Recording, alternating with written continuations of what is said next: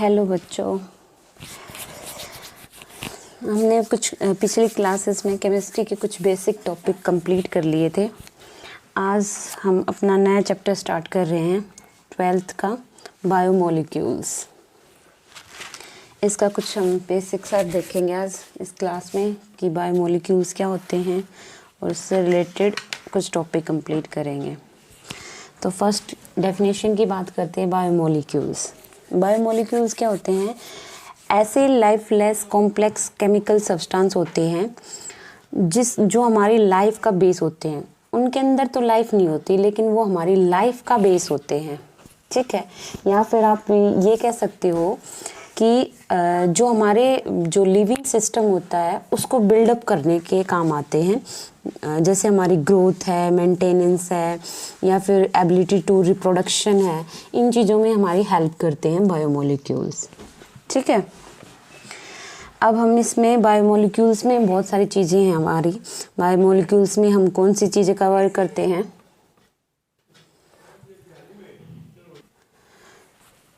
इसके अंदर हम क्या क्या चीज़ें करेंगे? जैसे हम कार्बोहाइड्रेट,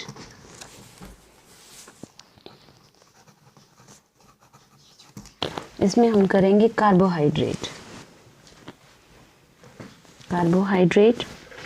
सेकंड आपका रहेगा प्रोटीन्स। थर्ड हम इसमें कवर करेंगे वाइटामिन्स। ठीक है, और कुछ छोटे छोटे टॉपिक और बचेंगे आपके वाइटामिन करने के बाद मिनरल्स वगैरह से रिलेटेड या कुछ और टॉपिक बचेंगे, वो भी हम इसमें कर लेंगे, जैसे न्यूक्लिक एसिड वगैरह। ये मेन हमारे इसमें टॉपिक रहेंगे, कार्बोहाइड्रेट, प्रोटीन और वाइटामिन। आज हम इसमें स्टार्ट करेंगे, पहला टॉपिक हम करेंगे कार्बोहाइड्रेट।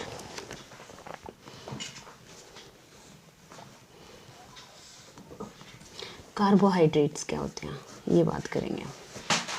अगर हम कार्बोहाइड्रेट की बात करें तो कार्बोहाइड्रेट क्या होते हैं आपके? ये ऑप्टिकली एक्टिव कैसे होते हैं? ऑप्टिकली एक्टिव पॉलीहाइड्रोक्सी एल्डिहाइड और पॉलीहाइड्रोक्सी कीटोन सब्सटेंस होते हैं, या फिर ऐसे सब्सटेंस होते हैं जिसको हम हाइड्रोलाइज करने के बाद हमें पॉलीहाइड्रोक्सी एल्डिहाइड या कीटोनिक सब्सटेंस मिलते हैं। डेफिनेशन की बात करें, carbohydrates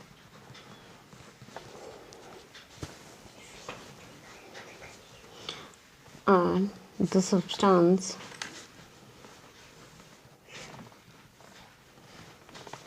which are optically active polyhydroxy aldehyde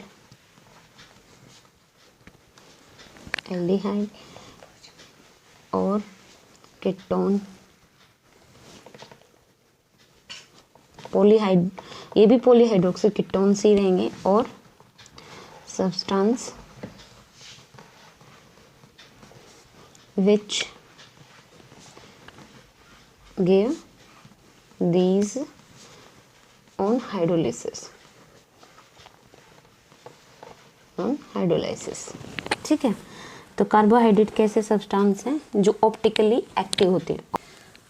तो इसमें क्या है कि जो एक तो इसमें क्या होना जरूरी है, पॉलीहाइड्रोक्सी एल्डिहाइड ग्रुप होना जरूरी है। एक आपका पॉलीहाइड्रोक्सी कीटोन्स हो सकते हैं, या फिर वो ऐसा कंपाउंड होगा, ऐसा सब्सटेंस होगा जो हाइड्रोलाइज होने के बाद हमें पॉलीहाइड्रोक्सी एल्डिहाइड ग्रुप या पॉलीहाइड्रोक्सी कीटोन ग्रुप दे दे। तो वो हमारे सब्सटेंस क्या होते हैं? कार्बोहाइड्रेट होते हैं। ऑप्टिकली एक्टिव चीज़ों के बारे में हम आगे डिटेल्स में करेंगे। एक चैप्टर है आपका, उसमें कंप्लीट आता है ये ऑप्टिकली एक्टिव से रिलेटेड, उसमें कंप्लीट बताऊंगी मैं उसमें। ठीक है, तो इसमें हम बात करें इसकी डेफिनेशन की। अब हम बात करते हैं कि इसकी क्लासिफिकेशन की, कि कार्बोहाइड्रेट की क्लासिफिकेशन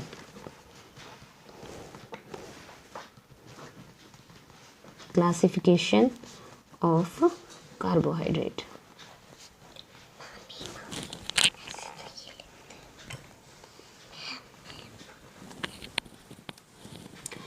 क्लासिफिकेशन ऑफ कार्बोहाइड्रेट।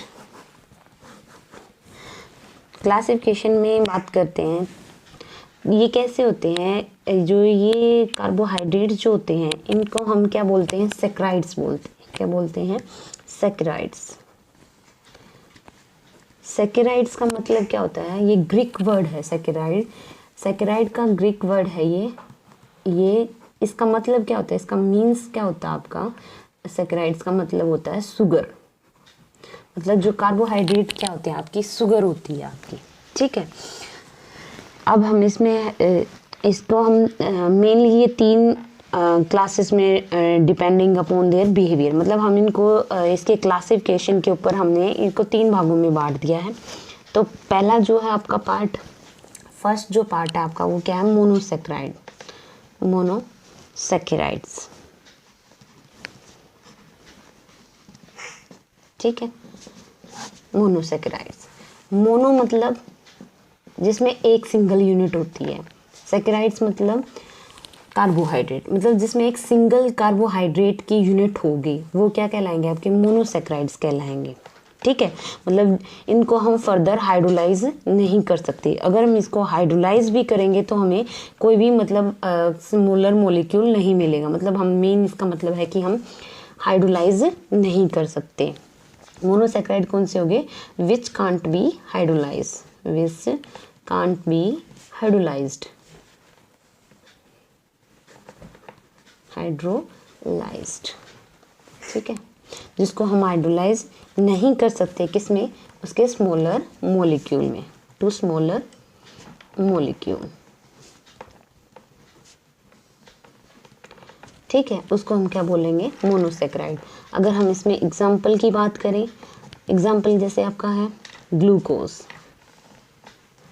दूसरा आपका है galactose.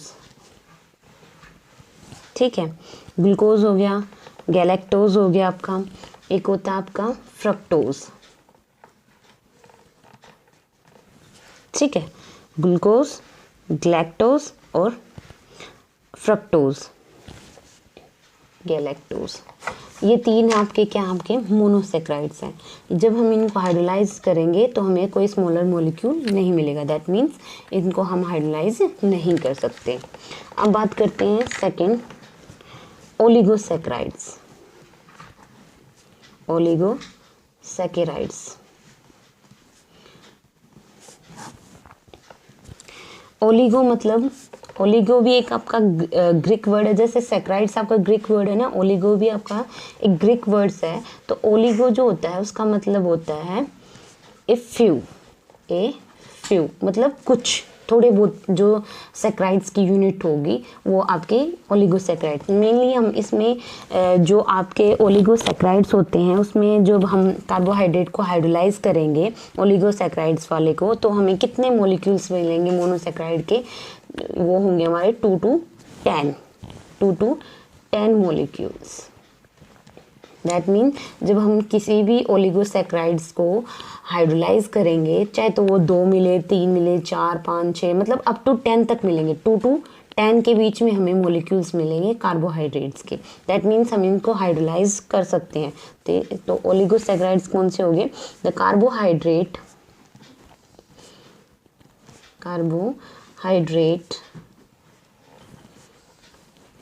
which on hydrolysis give,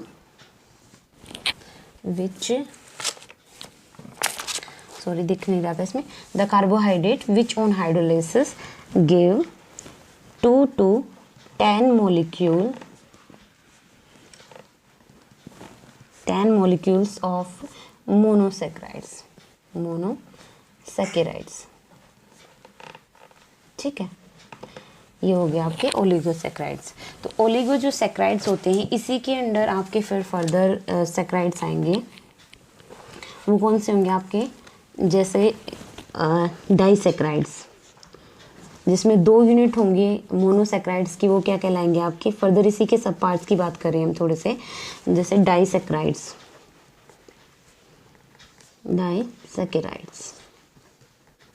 डाइसैकराइड्स मतलब डाई मतलब 2, सैकेराइड्स मतलब कार्बोहाइड्रेट, मतलब 2 कार्बोहाइड्रेट की यूनिट हो जिसके अंदर, ठीक है। तो इसका मतलब जब डाइसैकेराइड्स को हम हाइड्रोलाइज करते हैं तो उससे हमें 2 यूनिट ऑफ कार्बोहाइड्रेट मिलेगी हमें, मोनो कार्बोहाइड्रेट्स की, ठीक है। मोनोसैकेराइड्स मिलेंगे इससे हमें 2 यूनिट मिलेगी। तो हम इसका एग्जांपल ले लेते हैं कौन कौन से, जैसे इसके एग्जांपल हो जाएंगे आपके सुक्रोज हो जाएगा एक तो आपका, ठीक है। एक आपका हो जाएगा माल्टोज, एक आपका हो जाएगा लैक्टोज। ये आपके क्या हैं, डाइसैकेराइड्स हैं। अब इनमें मेन, जैसे ऊपर वाले क्वेश्चन, यहाँ से ऊपर क्वेश्चन बनता है कि ओलिगोसैकेराइड्स जो होते हैं उसमें कितने मॉलिक्यूल्स ऑफ मोनोसैकेराइड्स होते हैं, कहाँ से कहाँ यूनिट होती है, जैसे 2 to 10, यहाँ पे ये क्वेश्चन बन जाता है।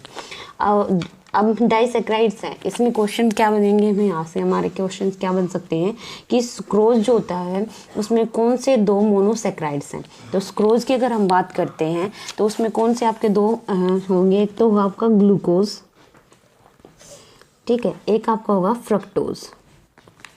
फ्रक्टोज।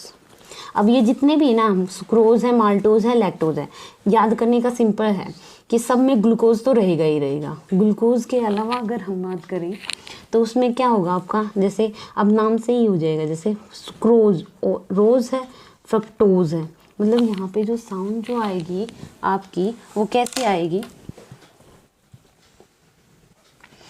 तो इसमें जो साउंड जो आ रही है ना, ओज, फ्रुक्टोज, रै की और रै की, मतलब दोनों में रै की साउंड आ रही है, आर वाली साउंड आ रही है ना, तो इजी हो जाएगा लर्न करना। फ्रुक्टोज, ग्लूकोज सब में ही रहेगा, इसमें एक दूसरी यूनिट क्या होगी, फ्रुक्टोज, सुक्रोज, देखो आर वाली साउंड आ रही, ठीक है।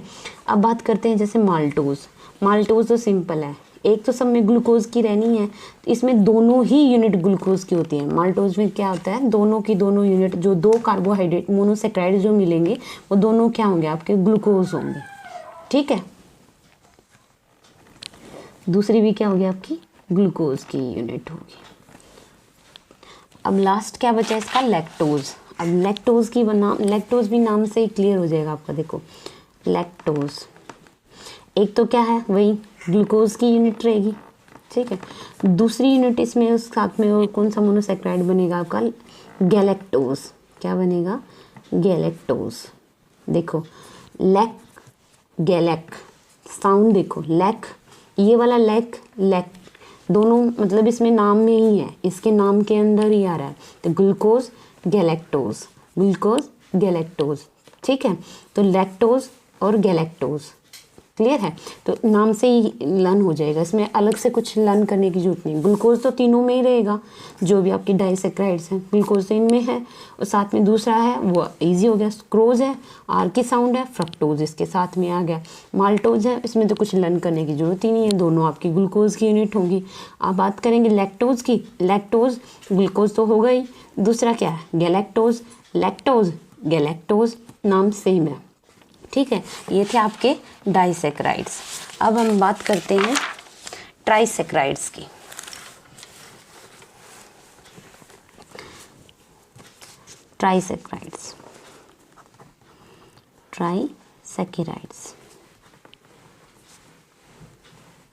ट्राइसैकेराइड्स की अगर हम बात करें, ट्राई मतलब 3, तो मतलब इसमें जब हम इसको हाइड्रोलाइज करेंगे ट्राइसैकेराइड्स को, तो यहाँ से हमें 3 यूनिट ऑफ मोनोसैकेराइड्स की मिलेंगी।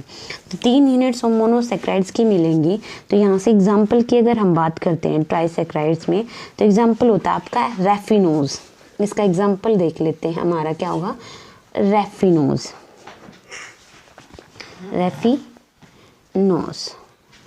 ठीक है। ये आपका इसका एग्जांपल ट्राइसैकेराइड्स का।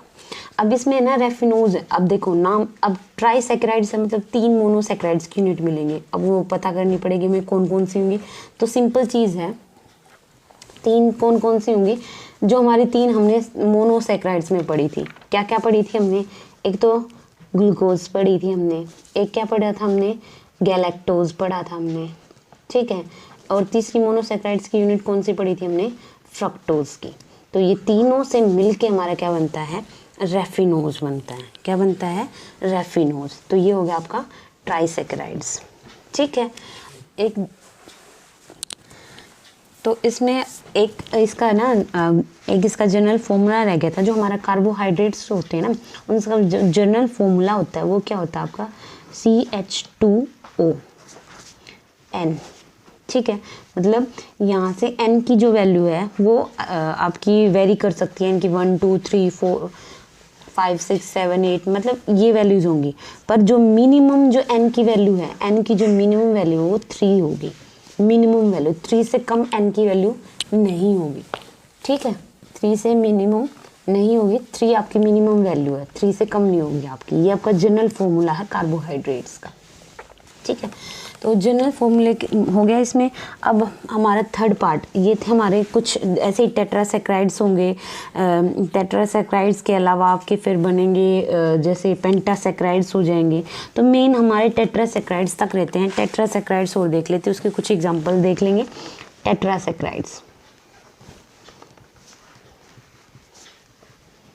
टेट्रासैक्राइड्स, टेट्रा मतलब 4। तो इसका मतलब जब हम इसको हाइड्रोलाइज करेंगे, इसको जब हम हाइड्रोलाइज करेंगे तो यहाँ से 4 हमारे मोनोसैक्राइड्स बनेंगे। ठीक है, 4 मोनोसैक्राइड्स बनेंगे, वो देख लेते हैं हमारे कौन कौन से। ठीक है, टेट्रा है तो मतलब इससे 4 यूनिट मिलेंगे आपकी मोनोसैक्राइड्स की। एक होगा आपका ग्लूकोज, फ्रक्टोज, गैलेक्टोज। यहाँ से ना 2 यूनिट गैलेक्टोज के, क्योंकि मोनो में तो आपने 3 ही पढ़े थे, ग्लूकोज, गैलेक्टोज और फ्रक्टोज। तो इसमें जो आपका जो 4 बनाने ना आपको, तो इसमें 2 यूनिट हैं जो आपकी वो गैलेक्टोज की होंगी। तो 1 2 और 2 4 हो जाएंगे आपके टोटल। ठीक है, अब इसके बाद हम इसके थर्ड टाइप पढ़ते हैं कार्बोहाइड्रेट्स की। थर्ड क्लासिफिकेशन कौन सी है, पॉलीसैकेराइड्स। पॉलीसैकेराइड्स,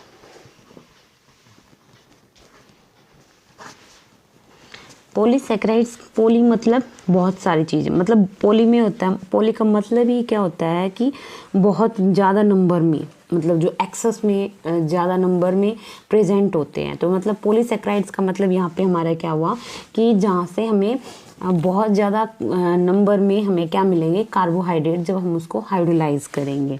ठीक है, और यहाँ पे अगर हम बात करें, जो यहाँ पे हमने n की वैल्यू की बात की थी, तो यहाँ पे जो n होगा आपका वो क्या होगा, 100 से लेकर आपका 3000 तक, मतलब n की जो वैल्यू रहेगी वो 100 से लेकर 3000 तक। जो ये फॉर्मूला है आपका, जनरल फॉर्मूला है कार्बोहाइड्रेट का, इसमें 2 यूनिट आपके हाइड्रोजन की, एक ऑक्सीजन की, एक कार्बन की है।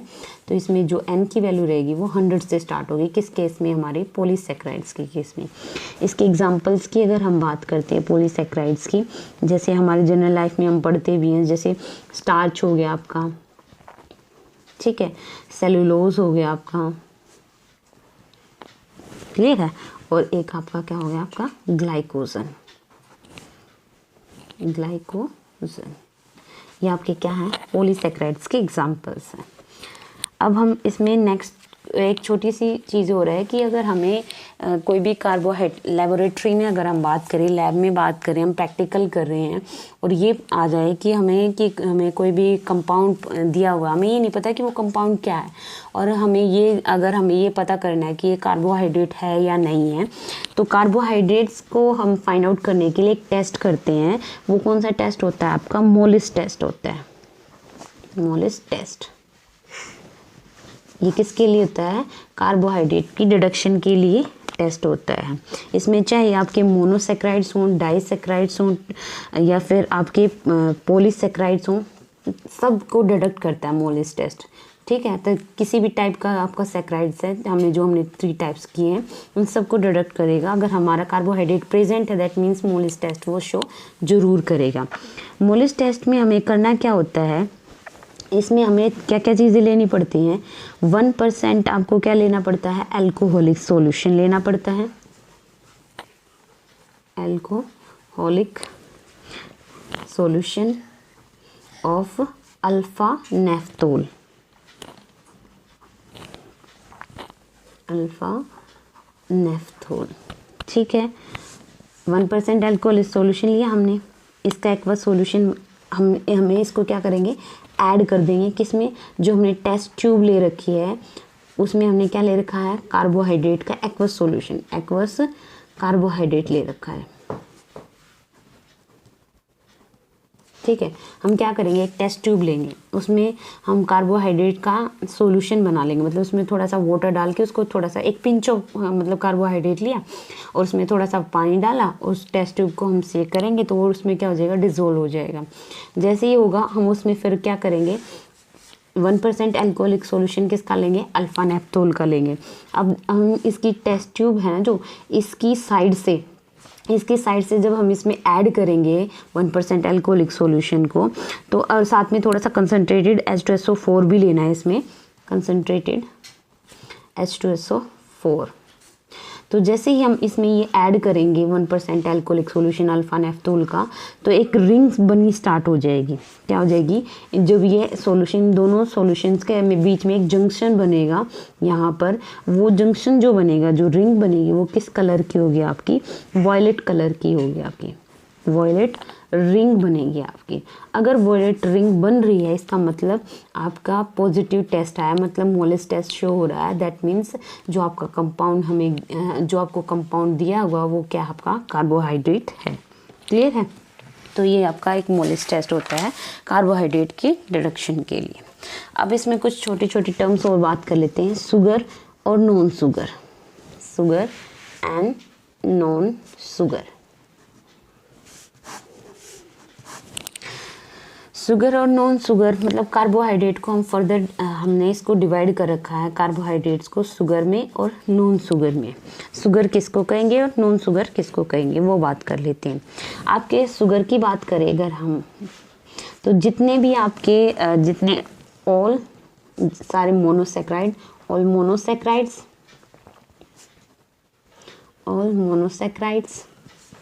ओलिगोसैकेराइड्स,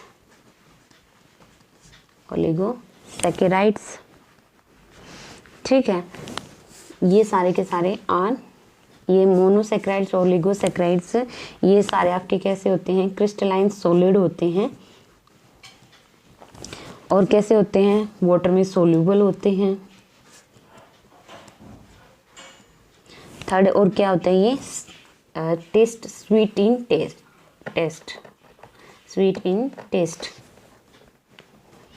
टेस्ट में कैसे होते हैं, स्वीट होते हैं, मोनोसेक्राइड्स और ओलिगोसेक्राइड्स ये होती हैं आपके।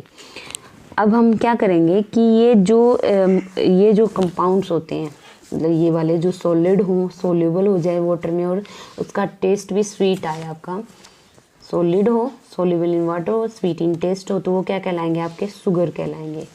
अब दूसरी बात करते हैं नॉन शुगर कार्बोहाइड्रेट की, नॉन शुगर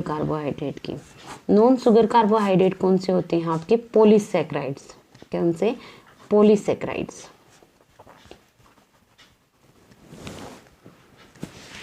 पॉलीसैकेराइड्स कैसे होते हैं आपके, नॉन शुगर। ये कैसे होते हैं, वो तो क्रिस्टलाइन सॉलिड होते हैं आपके, ये कैसे होते हैं, एमरफस सॉलिड होते हैं। ये कैसे होते हैं, एमरफस सॉलिड। दूसरी चीज़ साथ में अमरफस सॉलिड, और ये वाटर सोल्यूबल नहीं होते हैं, not soluble in water. Third, tasteless होते हैं, मतलब इनमें कोई टेस्ट नहीं होता, तो वो क्या कहलाते हैं आपके, नॉन शुगर कहलाते हैं। कैसे होते हैं, not soluble.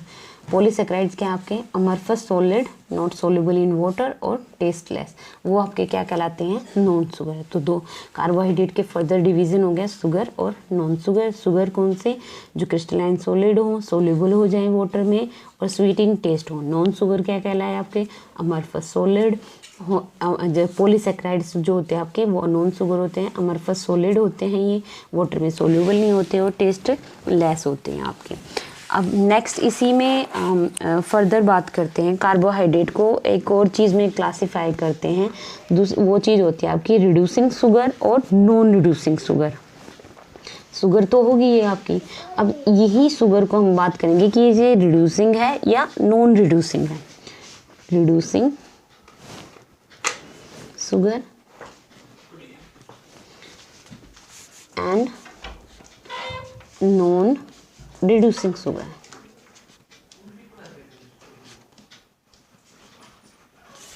Reducing sugar and non reducing sugar. Reducing sugar कौन सी होती हैं?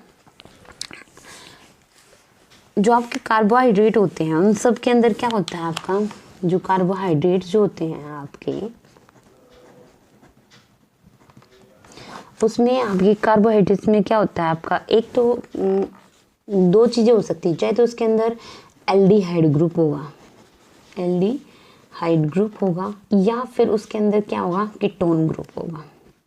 ये दो चीज़ें होती हैं कार्बोहाइड्रेट में, एल्डिहाइड या कीटोन ग्रुप। ठीक है। अगर ये टोलन रिएजेंट और फेलिंग सॉल्यूशन टेस्ट शो करते हैं, मतलब अगर टोलन रिएजेंट और फेलिंग सॉल्यूशन से ये रिड्यूस हो जाते हैं तो ये क्या कहलाएंगे, रिड्यूसिंग शुगर कहलाएंगे। अगर ये टोलन रिएजेंट और फेलिंग सॉल्यूशन से रिड्यूस नहीं होते हैं तो क्या कहलाएंगे, नॉन रिड्यूसिंग शुगर कहलाएंगे। दैट मीन अगर ये टोलेंस रिएजेंट और दूसरा कौन सी हम बात कर रहे हैं, फेलिंग सॉल्यूशन,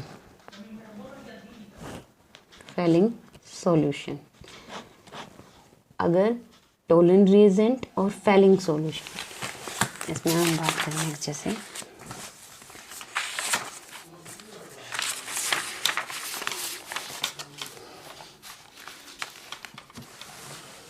देखो आपका कार्बोहाइड्रेट है, ठीक है, अब उसमें हमने क्या डाला, टोलन रिएजेंट, ठीक है, या फिर हम क्या डालें इसमें, फेलिंग सॉल्यूशन, इनमें से हम कोई भी ले लेंगे, टोलन रिएजेंट या फेलिंग सॉल्यूशन। अगर टोलन रिएजेंट और फेलिंग सॉल्यूशन डालने से ये रिड्यूस हो जाते हैं, क्या हो जाते हैं, रिड्यूस हो जाते हैं, तो ये क्या कहलाएंगे, आपके रिड्यूसिंग शुगर कहलाएंगे, रिड्यूसिंग शुगर। ठीक है। अगर ये रिड्यूस नहीं होते, दूसरी चीज़, अगर ये रिड्यूस नहीं होते हैं टोलन रिएजेंट से और फेलिंग सॉल्यूशन से, फेलिंग सॉल्यूशन और टोलन रिएजेंट, अगर ये इनसे रिड्यूस नहीं होते हैं, नॉट रिड्यूस, तो ये रिड्यूस नहीं होते हैं तो क्या कहलाएंगे, आपकी नॉन रिड्यूसिंग शुगर। ठीक है, क्या कहलाएंगे, नॉन रिड्यूसिंग शुगर। अब हम इसकी कुछ बेसिक चीज़ें के, ये थी हमारी कुछ बेसिक चीज़ें।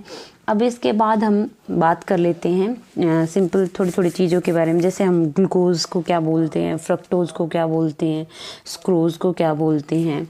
ठीक है, जैसे ग्लूकोज जो होता है आपका, ग्लूकोज की बात कर लेते हैं हम आज। ग्लूकोज जो है आपका, ये इसको हम क्या बोलते हैं, आपको ग्लूकोज को हम क्या बोलते हैं, ग्रेप शुगर। क्या बोलते हैं, ग्रेप शुगर। ये फर्स्ट की बात करें, हम ग्लूकोज के बारे में देख रहे हैं हम, तो ग्लूकोज को हम क्या बोलते हैं, ग्रेप शुगर। इसको ग्रेप शुगर क्यों बोलते हैं, क्योंकि इसकी ज़्यादा से ज़्यादा क्वांटिटी है ना, जो हमारे पके हुए अंगूर होते हैं, राइप ग्रेप्स होते हैं, उसके अंदर ये सबसे ज़्यादा क्वांटिटी में ग्लूकोज मिलता है हमारा। ठीक है, इसलिए इसका नाम ग्रेप शुगर रख देते हैं हम।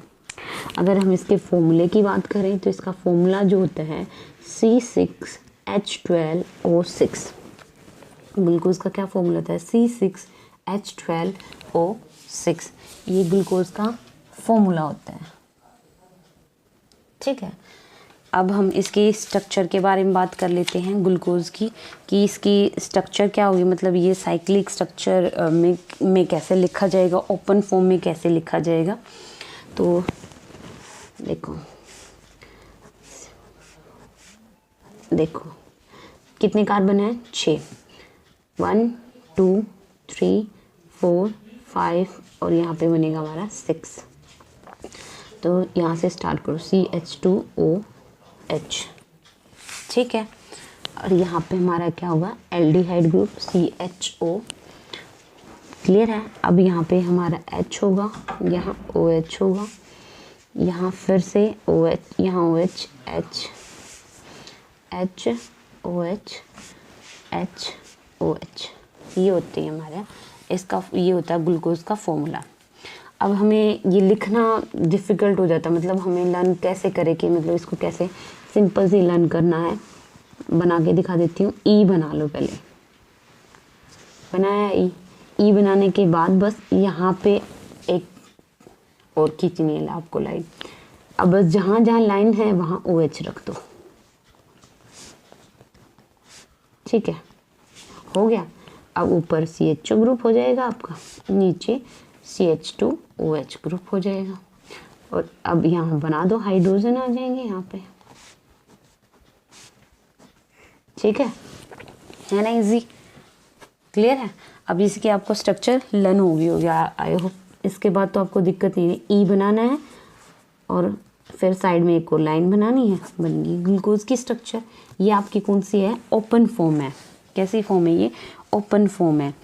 इसमें है ना एक चीज़, जो ग्लूकोज मतलब जो आपके कार्बोहाइड्रेट्स जो होते हैं वो दो फॉर्म में होंगे। एक तो डी फॉर्म होती है आपकी, एक तो कौन सी होती है, डी फॉर्म होती है, और एक होती है आपकी एल फॉर्म।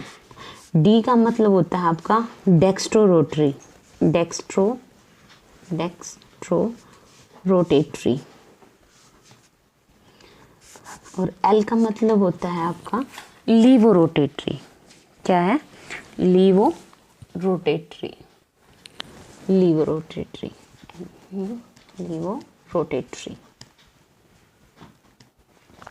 ठीक है। ये क्या है, आपकी कार्बोहाइड्रेट्स की जो आपके मोनोसैक्राइड्स की है, या फिर हम बोल सकते हैं इनकी जो आपके कार्बोहाइड्रेट्स हैं उनकी कॉन्फ़िगरेशन है। मतलब हम किस तरीके से लिखते हैं, डी कौन सी फॉर्म होती है, एल कौन सी फॉर्म होती है, ये आपकी कॉन्फ़िगरेशंस हैं। क्या है, कॉन्फ़िगरेशंस। और इनमें हम देखते कैसे, हमें कैसे पता चलेगा डी और एल का। आपने उसकी ओपन चेन फॉर्म लिखी, ओपन चेन फॉर्म लिखने के बाद क्या देखना है, लास्ट सेकंड कार्बन बोल दो, या फिर आपको बोलना है कि नीचे से, मतलब लास्ट से जो आपका कायरल कार्बन होगा। कैसा कार्बन होगा, कायरल कार्बन। कायरल कौन सा होता है, कायरल उस कार्बन को बोलते हैं जिस पे चारों ग्रुप अलग अलग हो। कैसे हो, चारों ग्रुप अलग अलग हो, मतलब उसके अंदर कोई भी सिमेट्री ना हो। जैसे ये अलग ग्रुप है, ये अलग है, ये अलग है और ये अलग है, तो ये कैसा कार्बन हो गया आपका, कायरल कार्बन हो गया। कैसा हो गया ये, कायरल कार्बन, ठीक है, कायरल कार्बन। तो लास्ट जो सेकंड देखना है आपका, लास्ट तो ये हो गया, इससे सेकंड वाला देखना है हमें। उसके ऊपर हमें ये देखना है कि जो हाइड्रोक्सी ग्रुप है वो लेफ्ट साइड है या राइट साइड है। हमें लेफ्ट और राइट देखनी है, उसकी पोजीशन हाइड्रोक्सी ग्रुप की देखनी है। अगर आपका हाइड्रोक्सी ग्रुप राइट साइड है, किस साइड है, राइट साइड है, तो आपकी क्या कॉन्फ़िगरेशन हो जाएगी, डी कॉन्फ़िगरेशन हो जाएगी। अगर ये हाइड्रोक्सी ग्रुप लेफ्ट साइड होगा तो आपकी कॉन्फ़िगरेशन क्या हो जाएगी, एल हो जाएगी। मतलब देखो लर्न करना आसान हो जाएगा। लेफ्ट मतलब एल, एल से ही लेफ्ट बनता है, एल से ही लीवो रोटेटरी बनता है, ठीक है। तो एल अगर वो लेफ्ट साइड है हाइड्रोक्सी ग्रुप तो आपको उसको लीवो रोटेटरी बोलोगे। अगर वो हाइड्रोक्सी ग्रुप आपका राइट साइड है तो आप उसको डेक्स्ट्रो रोटेटरी बोलोगे। तो उसका बस मीनिंग बस यहाँ पे जैसे ग्लूकोज लिखा हुआ ना, यहाँ पे डी और एल आ जाएगा। मतलब अगर डेक्स्ट्रो होगा, जैसे ये OH आपका राइट साइड है तो इसका मतलब ये क्या है, आपका डेक्स्ट्रो रोटेटरी है। और तो इसका मतलब यहाँ डी कहाँ पे आ जाएगा आपका, इसके आगे डी लगा देंगे हमारा। दूसरी चीज़ इसमें हम एक साइन आता है आपका पॉजिटिव और नेगेटिव साइन। पॉजिटिव और नेगेटिव साइन इसकी यहाँ से हम देख के नहीं पता कर सकते कि हमने आपकी ओपन चेन फॉर्म देखी और उससे हम ये नहीं कह सकते कि ये पॉजिटिव है या नेगेटिव है। जो पॉजिटिव साइन आता है आपका और नेगेटिव जो साइन आता है, यहाँ पे लिखा होता है पॉजिटिव ऐसे, और ये ऐसे यहाँ पे नेगेटिव होता है। तो पॉजिटिव और जो नेगेटिव साइन जो होता है वो आपका हमारी जो ऑप्टिकल रोटेशन होती है उसके बेसिस पे आता है। ये आपका उसमें देखा जाता है कि ये हमारा किस साइड, राइट साइड रोटेट कर रहा है या लेफ्ट साइड रोटेट कर रहा है, तो उसकी रोटेशन देखी जाती है। ठीक है। उस रोटेशन से डिसाइड होता है कि पॉजिटिव होगा या नेगेटिव होगा, हम देख के नहीं बता सकते। जैसे डी और एल कॉन्फ़िगरेशन को हम ओपन चेन स्ट्रक्चर होती है उससे उसको देख के हम ये बता सकते हैं कि ये डी है या एल है। पॉजिटिव और नेगेटिव साइन ऐसे नहीं बताया जा सकता। क्लियर है? ठीक है, तो ये है आपका डी और एल कॉन्फ़िगरेशन से रिलेटेड। क्या होगा? सिंपल, अगर राइट साइड है तो डेक्स्ट्रोरोटेटरी, अगर लेफ्ट साइड है तो लियोरोटेटरी। कौन से कार्बन पे? लास्ट सेकंड कार्बन पे, या आप ये बोल सकते हो कौन से कार्बन पे? कायरल कार्बन पे। ये तो कायरल नहीं है क्योंकि यहाँ पे जो कार्बन है उसके वैलेंसी कितनी होती है? 4 होती है। अब उसमें चारों ग्रुप कैसे होने चाहिए? अलग अलग होने चाहिए कायरल होने के लिए। यहाँ पे अब यहाँ पे दो क्या है? हाइड्रोजन, मतलब 2 ग्रुप क्या हो गए आपके? सेम हो गए। तो इसका मतलब ये तो क्या नहीं रहा? कायरल नहीं रहा। तो इसके बाद हम नेक्स्ट देख रहे हैं। तो मेनली आप जो कार्बोहाइड्रेट देखोगे ना तो उसमें लास्ट सेकंड कार्बन ही डिसाइड करेगा आपका। नीचे से देखना है, उसका सेकंड कार्बन पे देखना है कि उसकी हाइड्रोक्सी ग्रुप लेफ्ट साइड है या राइट साइड है। उससे डिसाइड हो जाएगा आपका लियो है ये या आपका लिवरोटेटरी है या आपका डेक्स्ट्रोरोटेटरी है। ये होगी एक तो चीज़। अब दूसरी चीज़ इसमें क्या होती है, इसमें हम पढ़ते हैं म्यूटा रोटेशन के बारे में। किसके बारे में? म्यूटा रोटेशन। म्यूटा रोटेशन, म्यूटा रोटेशन क्या होती है? The spontaneous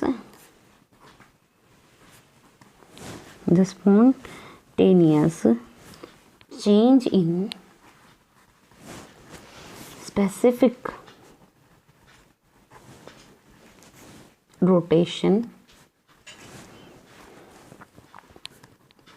of an optically active compound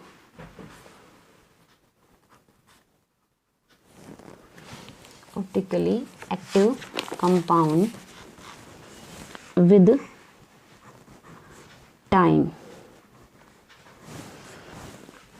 to an equilibrium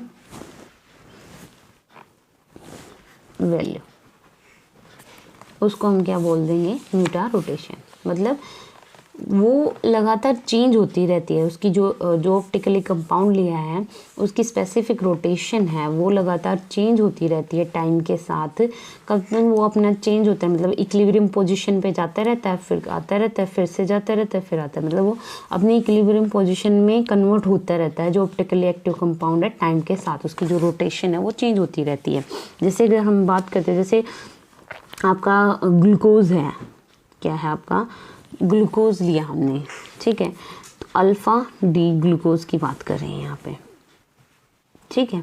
alpha D glucose जो है यहाँ पे, अब क्या होगा जब इसमें हम इसका एक्वस सॉल्यूशन बनाते हैं ना, तो इसकी जो स्पेसिफिक इसकी अल्फ़ा जो ग्लूकोज होता है, अल्फ़ा डी ग्लूकोज जो होता है, इसकी जो स्पेसिफिक रोटेशन की बात करते हैं, इसको हम स्पेसिफिक रोटेशन कैसे लिखते हैं, ठीक है।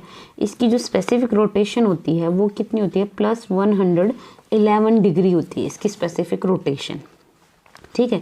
तो अब ये क्या है कि जो अल्फ़ा डी ग्लूकोज का जब हम एक्वस सॉल्यूशन बनाते हैं ना, तो एक्वस सॉल्यूशन बनाने के बाद जो इसका मिक्सचर जो बनता है उसकी जो ऑप्टिकल रोटेशन होती है, फाइनल जो ऑप्टिकल रोटेशन होती है, ये जैसे इक्विलिब्रियम यहाँ पे जो मिक्सचर बनेगा,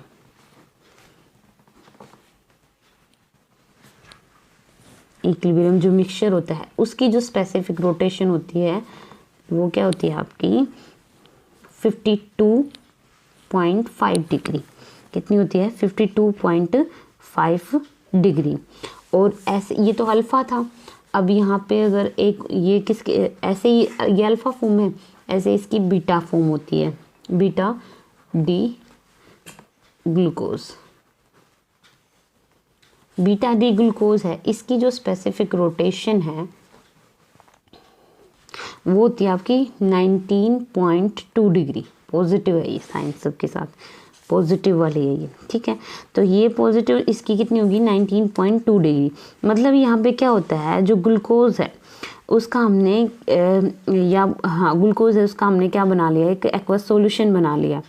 एक्वस सॉल्यूशन बनाते ही क्या होगा कि ये चेंज होता रहे स्लोली क्या होगा हमारा, चाहे तो हम अल्फ़ा ले लें या बीटा, कोई भी ले लेंगे, अल्फ़ा ग्लूकोज ले लें या बीटा ग्लूकोज ले लें, हम इसका जब सॉल्यूशन बनाएंगे तो सॉल्यूशन बनाने के बाद ये इक्विलिब्रियम मिक्सचर बना लेगा। मिक्सचर में क्या होगा, इक्विलिब्रियम मिक्सचर का मतलब ये है कि इस मिक्सचर के अंदर आपकी अल्फ़ा और बीटा दोनों फॉर्म होंगी। ये जो मिक्सचर है जो इसके अंदर अल्फ़ा फॉर्म और बीटा फॉर्म दोनों होंगी। तो टाइम के साथ क्या होता है, इसकी जो इसका जब हम सॉल्यूशन मान लेते हैं, हमने स्टार्टिंग में इसका सॉल्यूशन ये लिया था, सॉल्यूशन ये बनाया था हमने, तो कुछ टाइम बाद आप क्या देखोगे कि जो आपका इक्विलिब्रियम मिक्सचर बना मिलेगा, और उसका हमें कैसे पता चलेगा कि ये इक्विलिब्रियम मिक्सचर बन गया है, उसका हम कैसे फाइंड आउट करेंगे, उसकी स्पेसिफिक रोटेशन से। मतलब आपने स्टार्टिंग में जो कंपाउंड लिया होगा ना, उसकी स्पेसिफिक रोटेशन ये शो कर रहा होगा, और कुछ टाइम बाद उसकी स्पेसिफिक रोटेशन ये मिलेगी आपकी, ठीक है। तो क्या यही तो शो हो रहा है कि जो ये है कुछ टाइम के बाद ये इसमें कन्वर्ट हो रहा है इक्विलिब्रियम मिक्सचर, मतलब उसमें अल्फा फॉर्म और बीटा फॉर्म दोनों बन रही होंगी, और फिर थोड़े बाद टाइम के बाद क्या हो जाएगा, इक्विलिब्रियम मिक्सचर फिर से वापस कन्वर्ट हो रहा होगा बीटा फॉर्म में या फिर अल्फा फॉर्म में, किसी भी फॉर्म में कन्वर्ट हो रहा होगा। मतलब टाइम के साथ ये चेंज होता रहता है, कभी इक्विलिब्रियम में, कभी अल्फा फॉर्म में या बीटा फॉर्म में, ठीक है। तो ये जो रोटेशन होती है ऑप्टिकली एक्टिव कंपाउंड की टाइम के साथ, ये क्या कहलाती है, म्यूटा रोटेशन कहलाती है आपकी, ठीक है। क्लियर है यहाँ तक।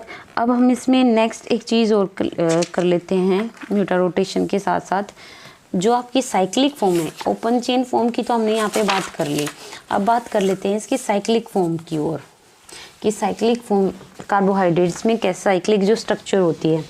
देखो एक कंपाउंड होता है आपका, ये है, ये होता है आपका फ्यूरान कंपाउंड, और एक ऐसे ही दूसरा कंपाउंड आपका होता है, ये होता है आपका पायरान कंपाउंड। डिफरेंस क्या है इसमें, 5 है, 1 2 3 4 5, ठीक है, 1 2 3 4 5 6, इसमें मतलब 6 है एटम, इसमें कितने हैं, 5 एटम। 5 एटम वाले को फ्यूरान, 5 मतलब F से 5, F से फ्यूरान, 5 वाले को आप क्या बोलते हो, फ्यूरान बोलते हो, और 6 एटम वाले को पायरान बोलते हो, ठीक है। तो जो आपकी कार्बोहाइड्रेट्स जो होते हैं ना, उसकी उनकी जो साइक्लिक स्ट्रक्चर बनती हैं वो भी इसी टाइप की बनती हैं, साइक्लिक स्ट्रक्चर्स, ठीक है।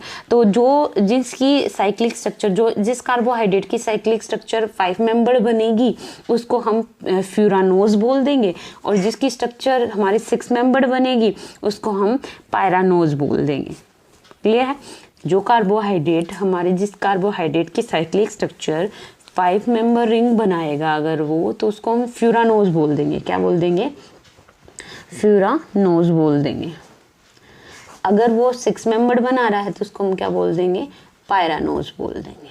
कार्बोहाइड्रेट को, उस कार्बोहाइड्रेट को हम पायरानोज, जो 6 मेंबर बनाएगा रिंग, और जो 5 मेंबर बनाएगा उसको हम फ्यूरानोज बोल देंगे। बस इसमें ये और चीज़ें थी आपकी। और एक चीज़ ये थी कि वो जो मैंने यहाँ पे डिस्कस किया था कि अल्फ़ा, मैंने यहाँ पे इसको बोला था अल्फ़ा डी ग्लूकोज, और यहाँ पे मैंने बोला था बीटा डी ग्लूकोज। इसका कैसे पता चलता है कि ये अल्फ़ा डी ग्लूकोज है या बीटा डी ग्लूकोज है, ये उसकी जो आपकी साइक्लिक स्ट्रक्चर जो बनती है उससे पता चलता है कि अल्फ़ा ग्लूकोज है या बीटा ग्लूकोज है। जैसे डी और एल कॉन्फ़िगरेशन का तो हमने फाइंड आउट कर लिया, अब बीटा और अल्फ़ा फॉर्म कैसे बनती है, जैसे मैं इसकी साइक्लिक स्ट्रक्चर बना लेती हूँ ग्लूकोज की। पहले हम इसके क्या बनाएंगे, ई, और फिर यहाँ से ऐसे, तो यहाँ हम लिख देंगे OH OH OH। यहाँ इसको थोड़ा सा बड़ा कर लेते हैं, यहाँ क्या होगा आपका CH2OH, ठीक है। और यहाँ पे जो CHO था, एल्डिहाइड ग्रुप जो था आपका, ग्लूकोज का जो एल्डिहाइड, हम ग्लूकोज ले रहे हैं, ग्लूकोज का जो एल्डिहाइड ग्रुप था यहाँ पे, वो हाइड्रोलाइज होने के बाद उसका हाइड्रोक्सी में कन्वर्ट हो जाते हैं। यहाँ पे क्या बन गया, ये हाइड्रोक्सी ग्रुप। और ये जो आपका कार्बन है, जो आपका डी फॉर्म या एल फॉर्म बताता है, उसका जो ऑक्सीजन है वो इन्वॉल्व होता है इस चेन में। ऐसे बनती है आपकी, ठीक है, ये बनती है आपकी इसकी साइक्लिक फॉर्म। यहाँ से मतलब एक तरह से ये यहाँ से वाटर निकलता है, मतलब ये OH था ना, यहाँ से H निकलेगा और ये हाइड्रोलाइज होके यहाँ से OH निकलेगा, तो ये जो फॉर्म बनेगी आपकी, ये साइक्लिक फॉर्म बनेगी। अब इसमें कार्बन देख, मतलब एटम देखो कितने बनेंगे, जैसे 1 2 3 4 5 6, देखो 6 एटम की बन रही है, तो इसका मतलब ये क्या है, आपकी पायरानोज फॉर्म है।